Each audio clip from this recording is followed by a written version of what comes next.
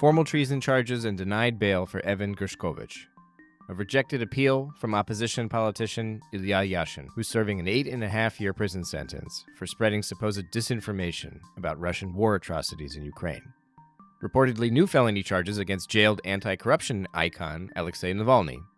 And 25 years behind bars for Vladimir Kara-Murza, the anti-Kremlin politician who helped lobby into existence the Magnitsky Act, which authorizes the American government to sanction foreign government officials around the world, especially and originally in Russia, who are human rights offenders, freezing their assets and banning them from entering the U.S. These courtroom news headlines are all from just the past few days. And this doesn't even touch on the thousands of cases against less prominent, sometimes nearly invisible activists and even apolitical types who find themselves caught in the teeth of Russia's increasingly brutal prosecution and persecution of political disloyalty. Last year alone, Russian courts fined people more than 4,400 times for a total of 151.3 million rubles, almost $2 million, for the misdemeanor speech offense of discrediting the army, which is the legal mumbo-jumbo the state uses to punish anyone who even vaguely criticizes the invasion of Ukraine. Journalists reported earlier this week that the authorities have started targeting dozens of young people for railway vandalism, potentially aimed at disrupting Russia's capacity to deliver men and materiel to the front lines. Utilizing stricter penalties that lawmakers recently adopted, prosecutors often start with less serious charges before requalifying these cases as incidents of terrorism and sabotage. As political persecution in Russia escalates to something resembling moments from the Stalinist period, supporting the legal system's victims and simply understanding its intricacies becomes matters of life and death. And that is at the center of work by the journalists, lawyers, and activists who make up a project in Russia called OVD-Info. And this organization is the subject of this week's show. Welcome to the Naked Pravda.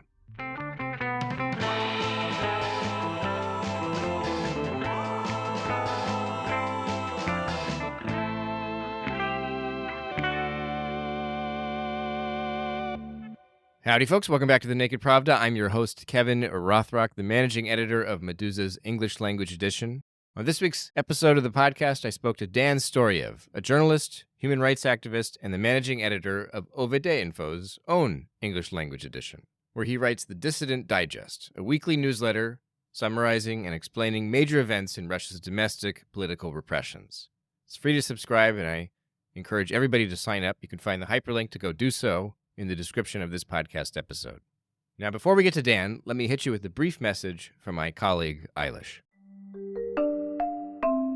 Eilish Hart here, the editor of The Beat, a weekly newsletter from Meduza that brings you in-depth reporting and original analysis on developments in Central and Eastern Europe, the Caucasus, and Central Asia. More than 5,000 people from around the world have subscribed to our newsletter since we launched in September 2022. And I'm always glad to see that people are sharing our stories, via email forwarding or on social media. For our readers inside Russia, however, sharing issues of The Beat simply isn't worth the risk. Earlier this year, the Russian authorities designated Meduza as an undesirable organization, outlawing our reporting on the grounds that it poses a national security threat. In other words, all of our work, from our investigative reports and our podcasts, to our social media posts and our newsletters like The Beat, it's all a crime now inside Russia. And anyone living in Russia who shares our work or donates money to our crowdfunding campaign risks criminal charges that could land them in prison for years. With this in mind, I'd like to remind listeners that support from our international audience has never been more important. Your donations sustain our work now more than ever, so please contribute if you can and help spread the word about our crowdfunding campaign. And of course, tell your friends to subscribe to The Beat. Okay, let's get back to this week's show. OVD-Info tracks the arrest of people across Russia on political charges. The organization provides legal assistance of various kinds to those swept up in these repressions. So, what kind of charges are the most common today in these cases? Are suspects prosecuted randomly or selectively? How are human rights activists capable of doing anything in the current circumstances, given that the Putin regime seems to border on totalitarianism at times? I put all these questions to Dan, but before we got to all those issues, I asked him to describe in his own words what OVD-Info actually does.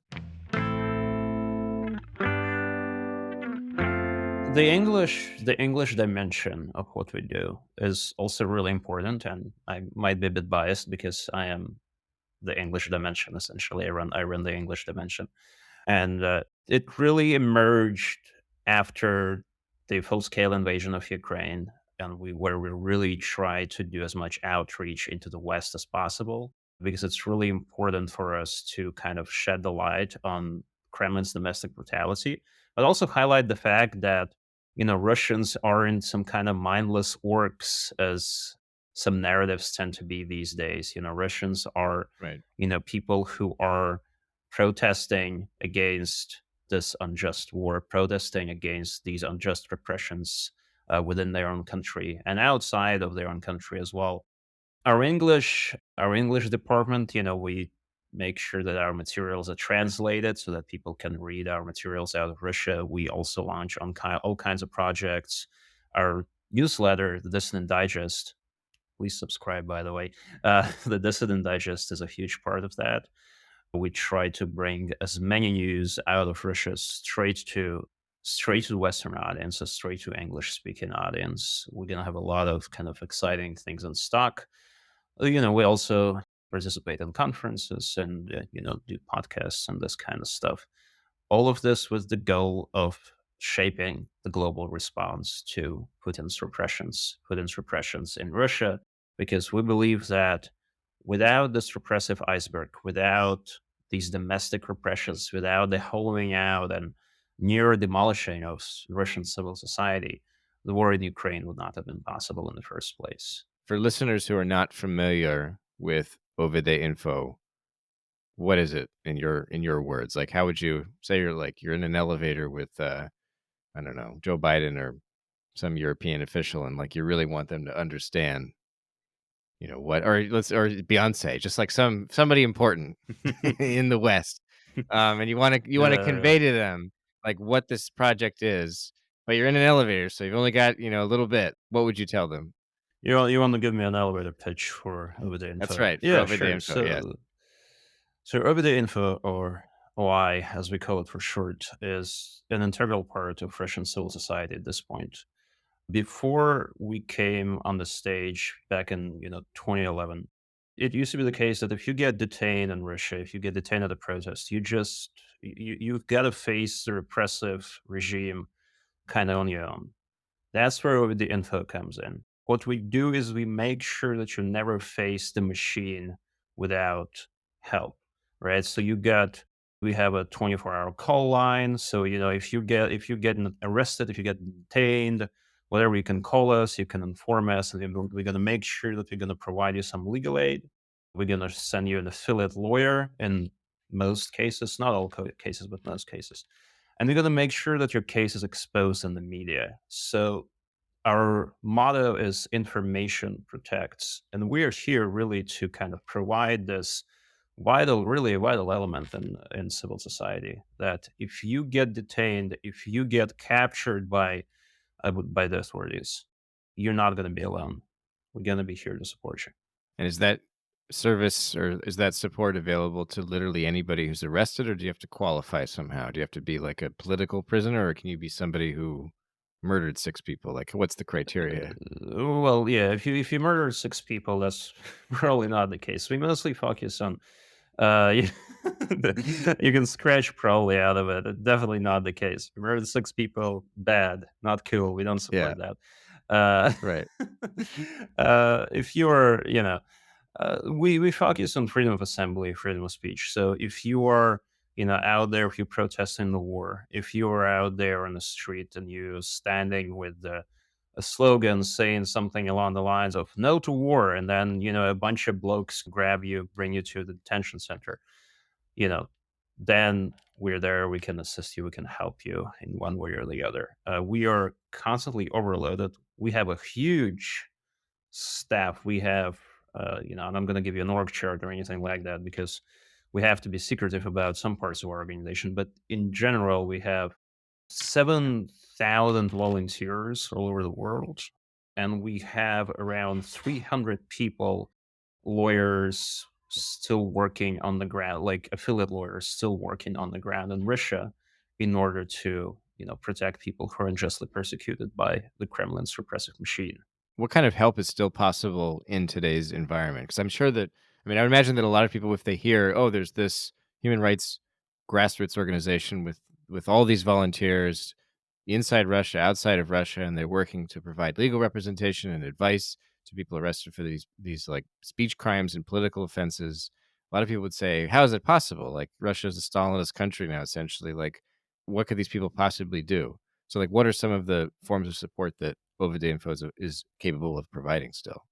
This kind of goes back to really what we're about as an organization, kind of the impetus for our creation back in 2011, and sort of how we operate, what motivates us. Russian repressions as they are today, they aren't unique. They didn't come out of nowhere, right?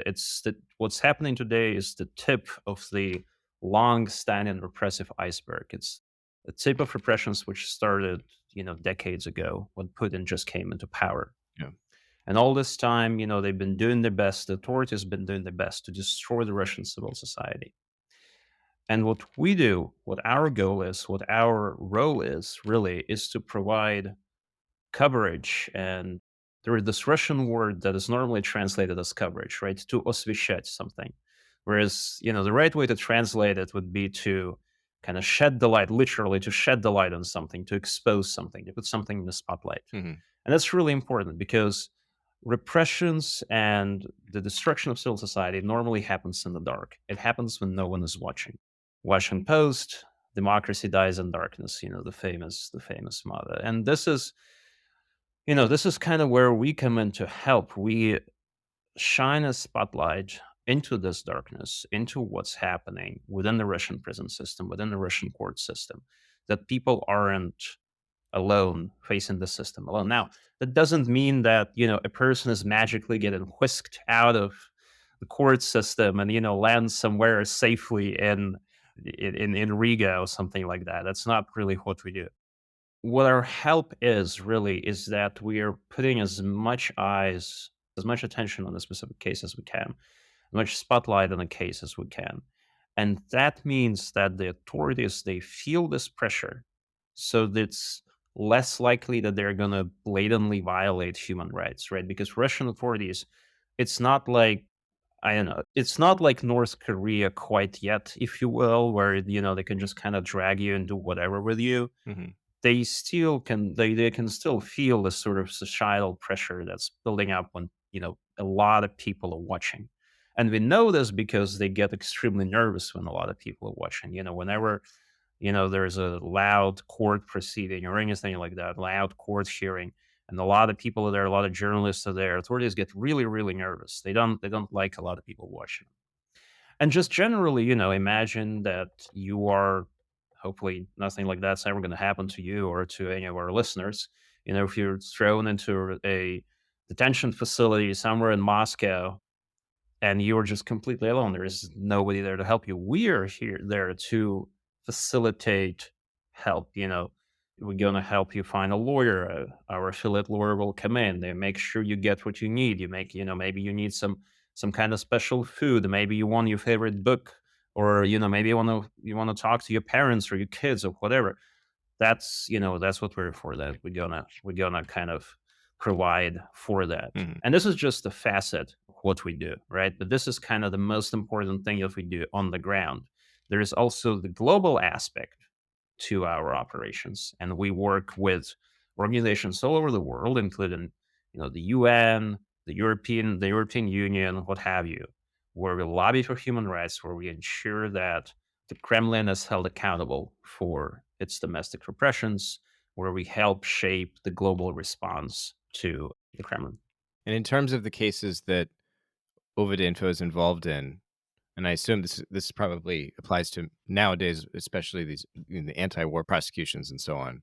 Are the cases that you're seeing, do they involve defendants who are selected sort of randomly, or is it like a particular group of people that are usually prosecuted, or like is it just kind of everybody? Like how selective is Russia's enforcement of all these new anti-war crackdown laws? This is a really good question. Thanks for asking this, because generally when people talk about Russia, when people talk about Russian protests, this has always been a pet peeve of mine. I wrote my Oxford dissertation on protests in Eastern Europe, and I, people always think, oh, it's just a bunch of kids in Moscow who does this kind of stuff, right? It's just a bunch of English speaking, bright eyed children from nice universities in Moscow who go out in the streets. What we're seeing in the reality is that, of course, Moscow has a whole lot of arrests because Moscow has a lot of people, and there's a lot of kind of media attention there. People in Moscow would know about OVD-Info. Somebody in Yakutsk, for example, might not necessarily have heard of us.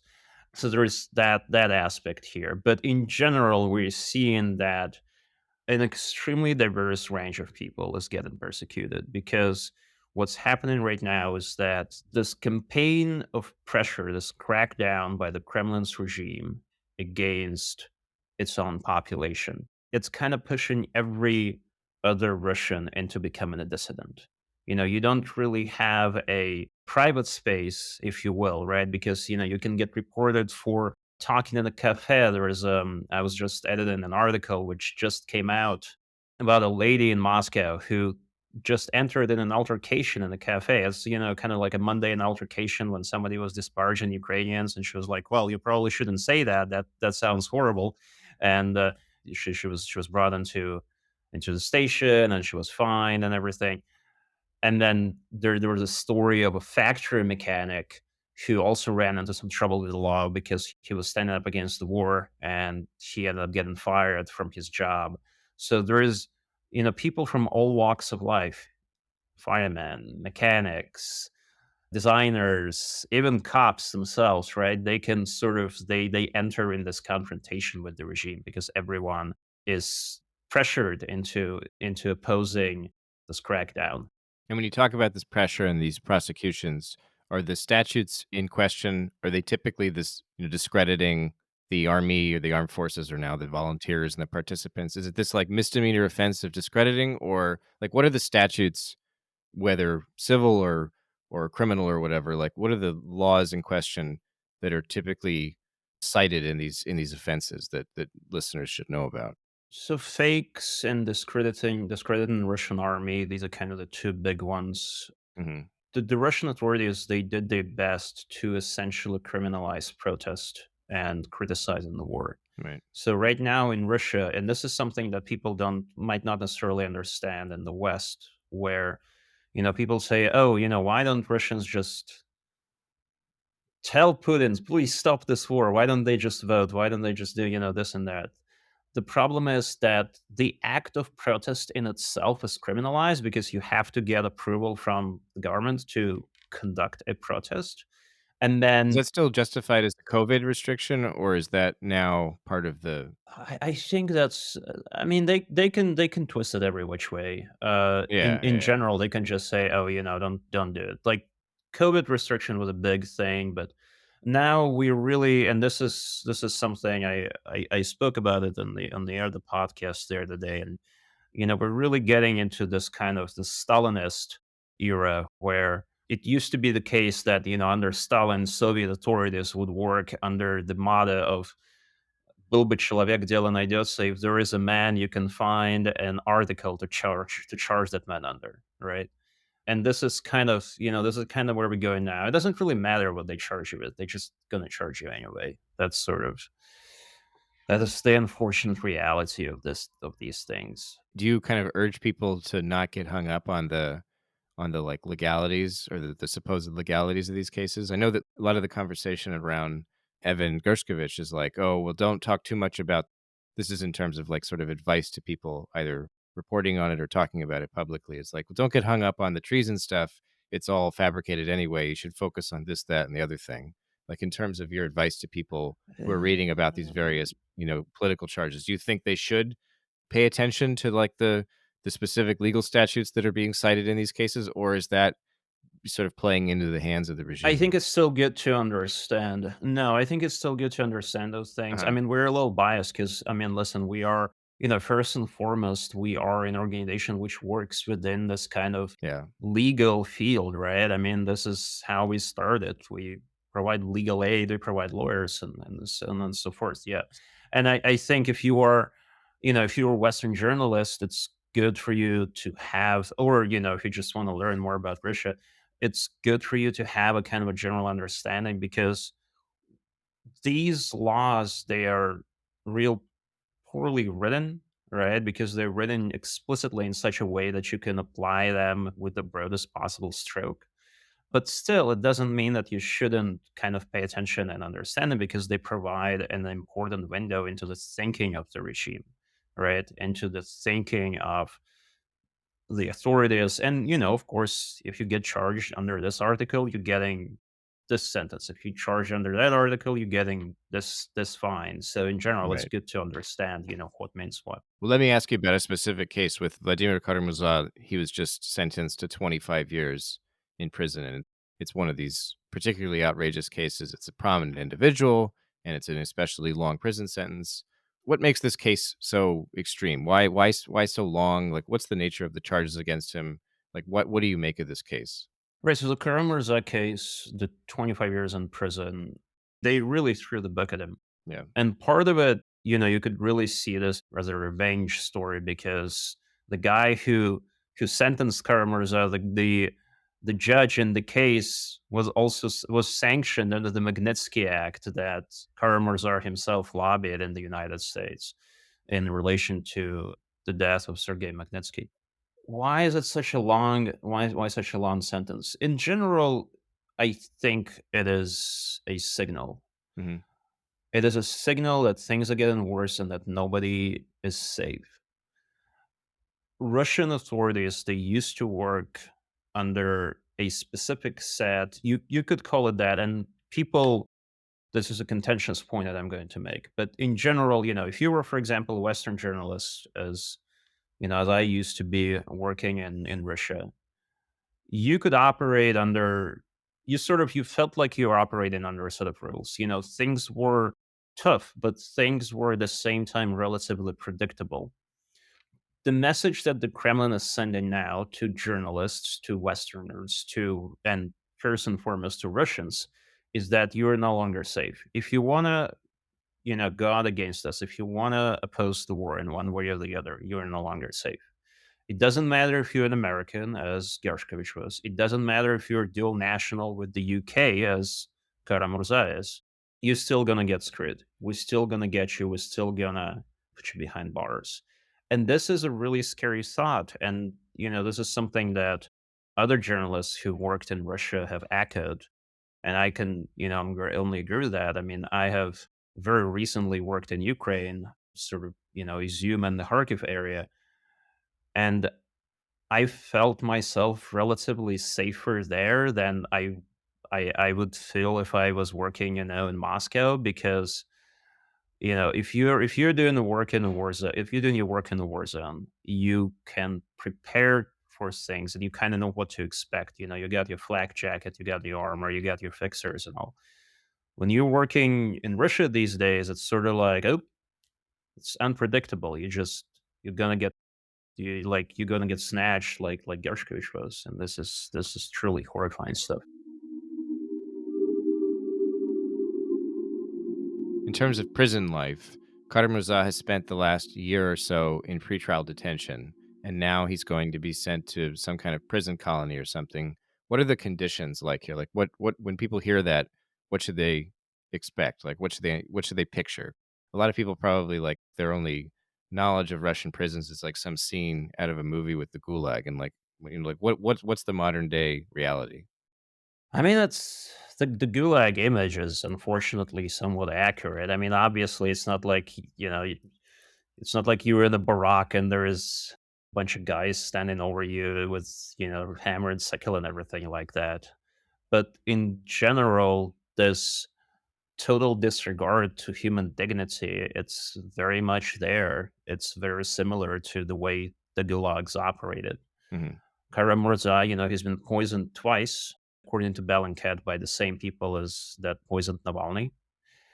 And he has, he's seriously ill. You could say that he has a disability. that was severely worsened by the conditions that he was in while in pretrial detention. He's got issues with his limbs these days. He's in really bad state. His health isn't really good. I mean, look at Navalny. He's lost a whole lot of weight in prison. His kind of health conditions have worsened as well.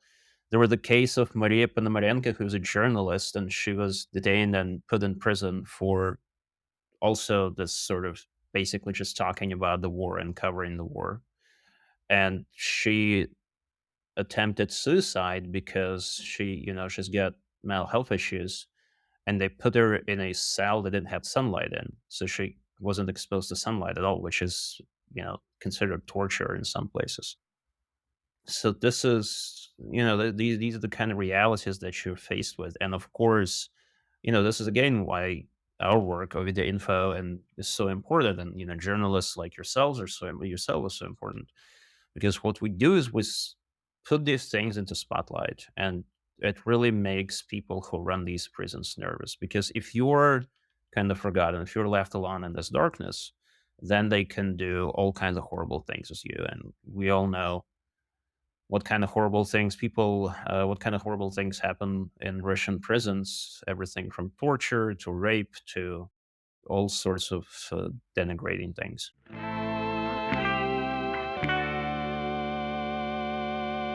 Thanks for tuning in, folks. This has been The Naked Pravda, a podcast from Meduza in English. Remember that undesirable status back in Russia means our entire news outlet now relies on readers and listeners around the world to support our work. Please visit our website for information about how to become a contributor with one-time or recurring pledges. Thanks again. Until next week.